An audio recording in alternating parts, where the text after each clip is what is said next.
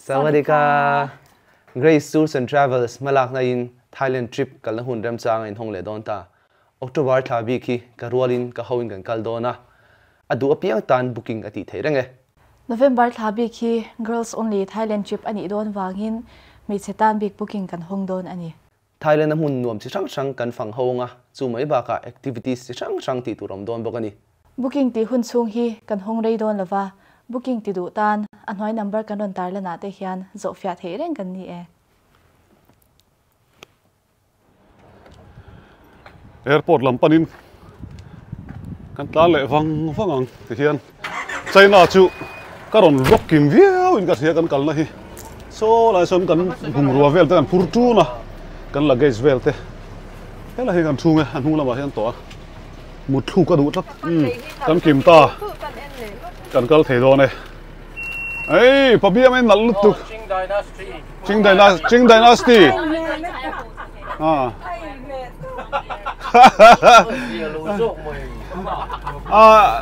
hello la i chere top oh airport lam kan pan do ne karon tilang zelang Shanghai airport kan thing don maya apui so ni khai a phe tin a phe so mai an kong hi helai Shanghai airport lu don mai ni terminal kan thing trade ama han moi tak em Shanghai airport kan sukchi a khi tho vor mai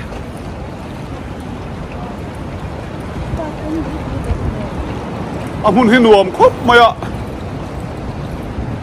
airport changka takani pi berpo ai nor tai mai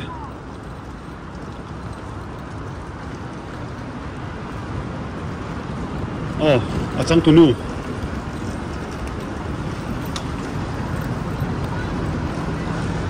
departure forward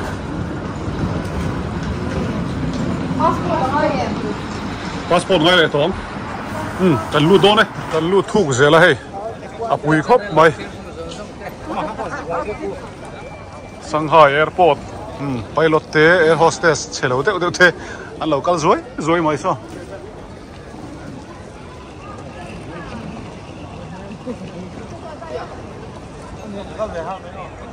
Shanghai airport cần khen chú anh uống khóc mày hay anh muốn hoa về đi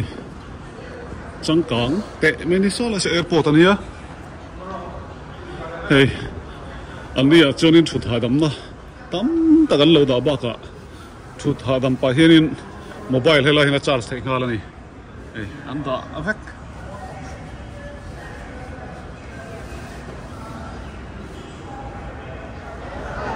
anh airport thì sao khúc mà Zhangjiajie kan pan dona ni thì hiện Zandariat le asan gari dona kan pananga tuna hian khola thim lo deuh hleka engkim kan ti fel to a check in bell kan ti ai check fel to a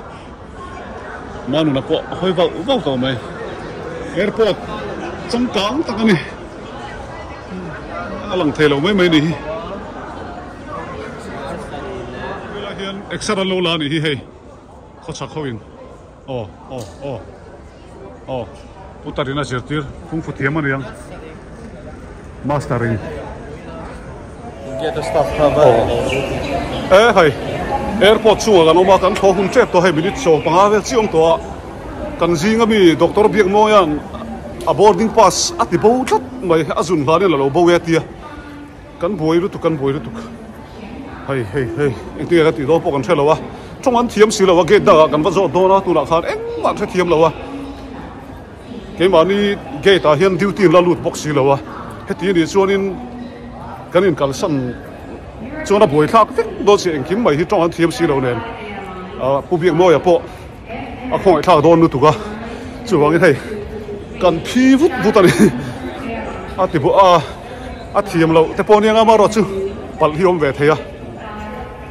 kan ti thei dan tu kan zong ang ti thei dan tur kan zong char tu la hian buai na kha te kan tiang buai na kan ma chuan buai na chin fel dan kan zong tu la hian sai khu da tem airport hi a thui ro pui se mo mi minute level hun kan la nei ni thì đã thong tốt thế rồi à buổi sau luôn tụi khai lại chuan lên buổi airport chúng đi sẽ chuan hey chú thì chú mi chú cái này á ticket gần là tổ thì rong kan soi theng à thế là chuan in coffee pon hello ni ang lại nam lo coffee gần in đủ thì po soi thế đâu ticket thì gần là mu sak lawa hey boarding pass hey anh đi po vuan le tao anh không ai luôn tụi cái này mà rồi chú Albata mình khơi tụi pa phê là phi vút vút tụi nào hiền cái chân chín tụi con thấy chưa đâu à in cả hun tổ bốc xia tụi nào hiền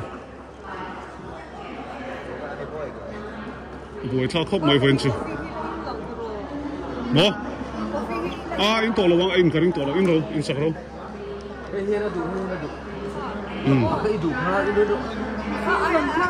in thu hậu với cái chân chín hạt sấy lắm đấy不变嘛呢？不变嘛么？别路上去了睡啊，天天那边。不会，他可没人听懂去。kan in tlar toa hei ti hian boarding pass nei lo in tlar ri stop don ani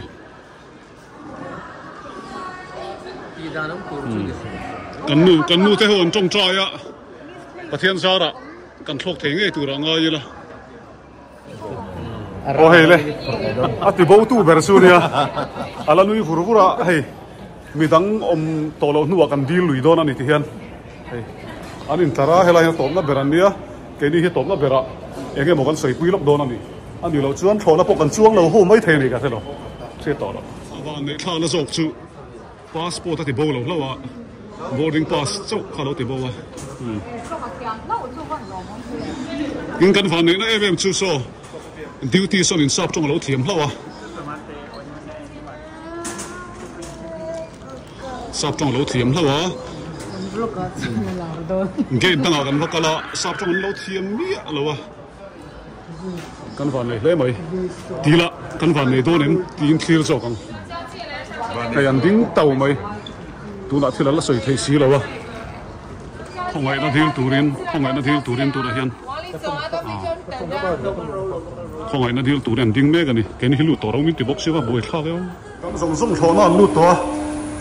boi na kan la to wangin hei alba ta the again chin tur kan thelawa a boi thla khop mai thế mà đi đâu chỉ có nông thôn này thôn nào mình học à thì hiện, nó mình lúa tiêu tổ sẽ hay, thì người ta cần phải lâu mà rồi chứ, cần nuôi trồng trái nó sao bốc à, trồng trái nó sao em,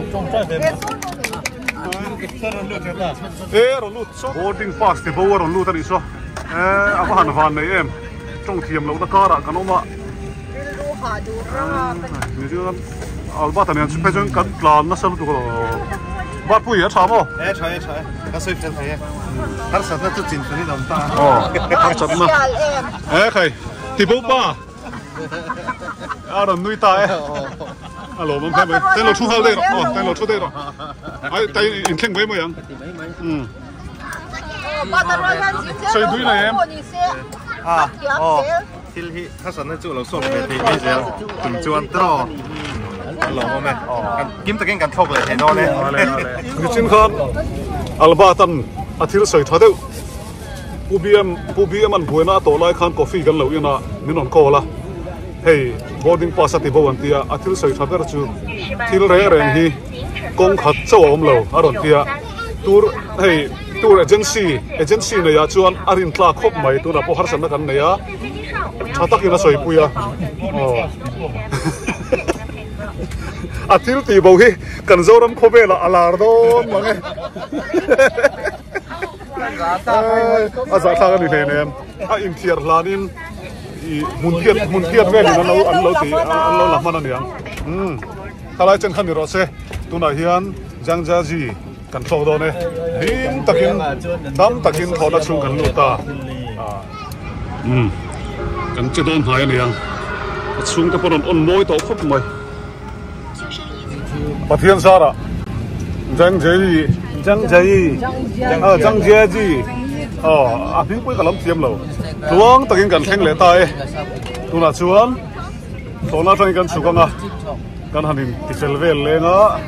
ti turala tam don khop mai helai hian ti lang zel don ni Zhangjiajie airport kan luta tura chuan kan theng ve ta helai khuwa hi alian lo aniang eng ma kan la thelok bik lo a tura hian exit pakhat chiu men tia airport a hian cái tiền mình bao lâu mà rồi kia bo na tura om lo ron tia hei malam kan tilang bang ate rai mai ni kan kong po hi le pui airport a jun la zia viu tho helai hi thing tlang khuwa tlang ram ani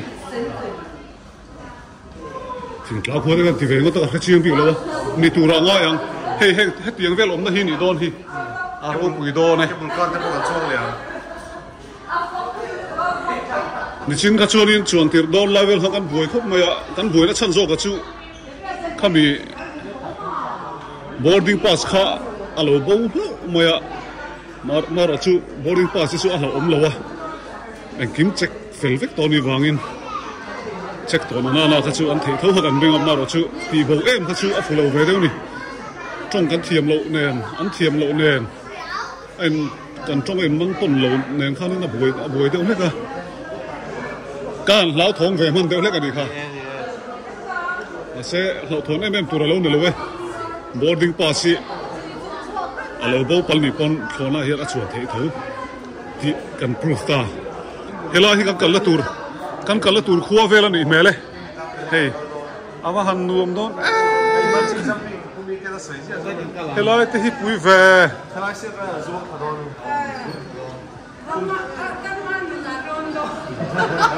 kan kal tur khuwa lo lang rui mai chuan glass bridge se polo om ai zo la po ai glass bridge kan nei ve ulan hilsa zo nuama hela hi kan kal do ani da thalang ve kan ni hei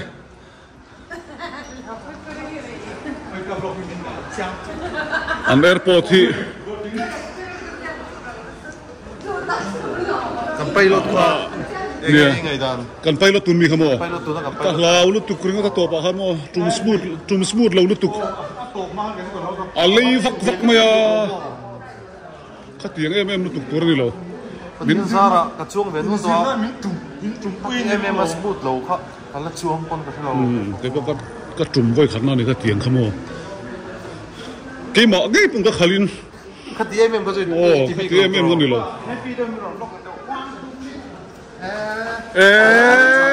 kan pa thoi chu aza hle bai ala za hle bai lộ phết rồi muốn sẵn en ar hotel le tu pa hi à chào thầy lâu ha chào thei lo kha in lo bu kha bathroom ma te po kan vlog sak vel kha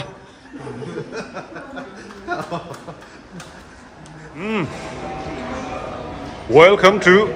Zhangjiajie kan la tur vel ani hei piang vel hi kan thlir don avatar film man chan na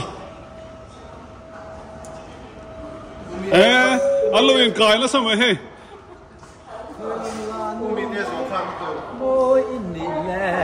pamite hian in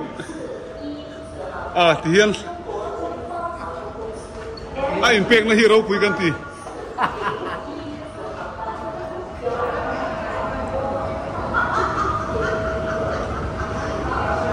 an airport hi te ni amaro chu ka sei tong khan a fain a felin a thiang him em ani ti chuan so lai so kan kal la tur lo le intar kal mai kan en le lo kan a tak nge mu kan chak to em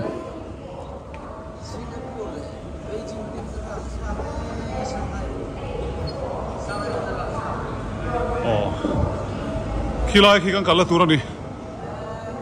ama hu lom don em khi van ram kot chua tia soite po no ma karo soi fiang ma kena kan kal huna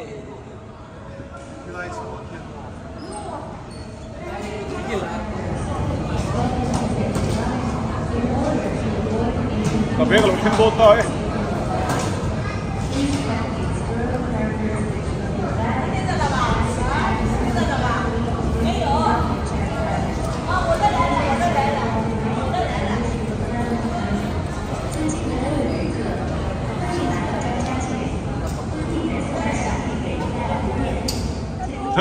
airport kan chuak chia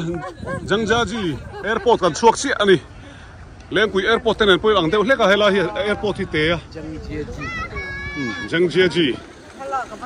pami te na vlog hal char pami te I vlog hi ang te chuang kan be se yang na kin de wan hinga oh kala ma chuak kin lal vlog a ani hi koi amun ma hi nuam khop mai ai kan tour guide ani ya mike ani hi mel hi a fel khop mai mai ka hi alo lim sang mai kan lim khop mai ka ma ke mani po yeah I see our car. Yeah. Because here cannot stop the car. We will move to that place. Okay, we'll join you.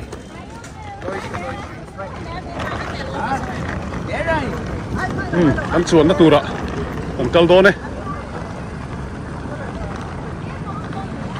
Cầm tay bộ hay.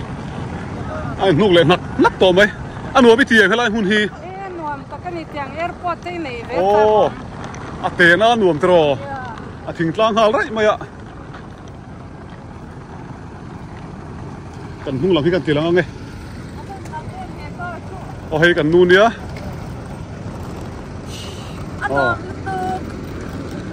Zhangjiajie ạ. Hey. Cần bồi pui bер. Alo theng về thế cần lỗ mẹ mà nè. Pual Batazar ani Pual Batazar liêu ạ. Tak à. Lâu bố ta police khá su har san nào lem lâu. Helai bas vara hingan chuang don ani mel. Car an ti helai chon. Kalban ni hloe me he tiang ram te ka han hule ta. Pathian chuai na kan dong zela har san na eng ma to lowin. Kan kal thei zela kan lom hle ni. Ta he kan lo nang. Zhangjiajie. Không muốn làm theng le ta, tu la hian ba sa kan chuang a. Kan them na tur airport hi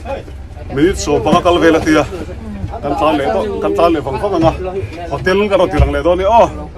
Zhangjiajie kan thela tur hotel kan thleng chia ta he kan riang don ni salin chu best western grand hotel ti hian anal khop mai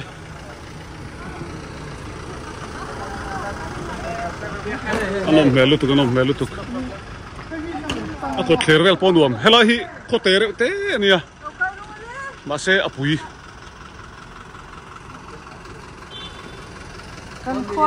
Có biết tới mình lúc sao cái? Và môi đồn em.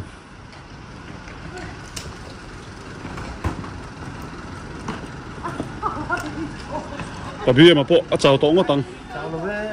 Đi chào lâu mà.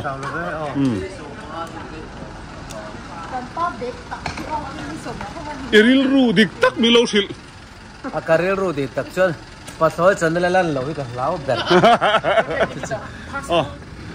Sai turin em nang. Nga te re nge. Heo. Bathroom channel này tu pa ka thi mai. Kan lu do này. Anh không thể nghe hiểu được. Vlog hi chonin ka soyang khan thil hi aboi thla ve de het thina. Yo, kan nuam ve. Kan kal na tur thalak zong na lo in tar. Passport kan phor leang. Lại hiền counter hiền. Nal lutuk.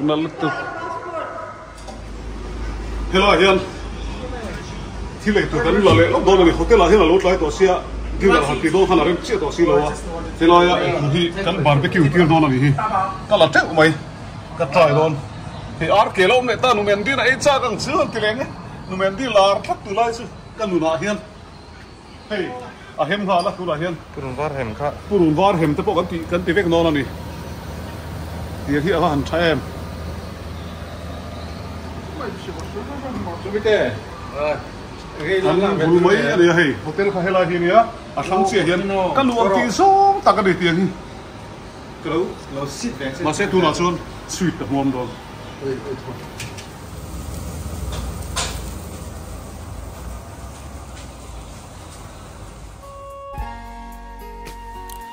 Rin kan soi fo thin tong khan rin hi Mizoram tan Star Impact authorized dealer chun ni in Star Impact product thar thlen ma sakna ni mai baka India le foreign company product football boot le futsal boot quality sang omin no pangle puitling tan du to ka than tham om trophy le medal chi sang tlom taksi na ombok ke korbul track pants jacket Shanghai t-shirt hak nuam tak tlom te le tur ombok team jersey quality eng moza puitling le no pang ha ka oma rin hi Mizorama industrial machine manga malatu masaber ni in fence tetana team jersey ang minhak theitir tu le polti sat po kan duang thapa design thap minhak theitir tu an ni khamo pon thui thiam rual en kol ni in an ku chuak in bel chen dola infiam na discipline sanga team jersey le tracksuit an thui thei boka pon than te po hi asan pa siam tirin hak nuam le moi tak an kola I budget milin a than thei turin quality sanga oma design siam hian aman ato pha lo ti hre chungin idu tak design idong the nia o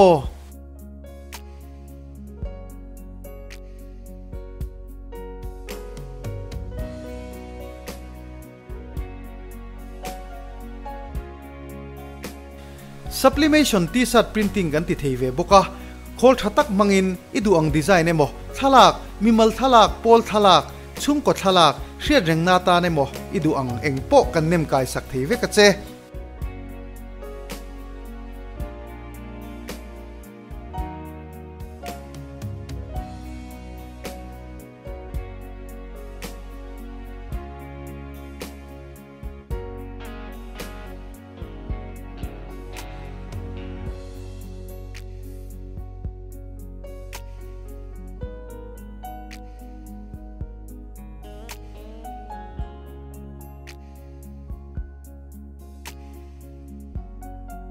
kan thil nei te kan soi seng lo wania local mero o